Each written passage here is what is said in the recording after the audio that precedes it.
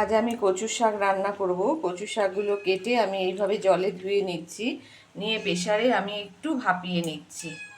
এখানে দেখতে পাচ্ছ কচুর শাকটা ভাপিয়ে নিচ্ছি, তার সঙ্গে ছোলাটা।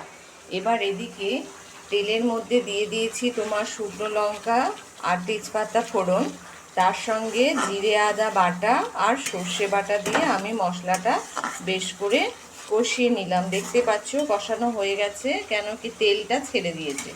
এইবার এর মধ্যে দিয়ে দিচ্ছি নুন আর মিষ্টি, হলুদ সমস্তটা দিয়ে দিয়েছি। এবার আমি এই কচু শাকগুলো দিয়ে দিচ্ছি, দিয়ে আমি এটাকে বেশ করে একটু কষিয়ে নেব।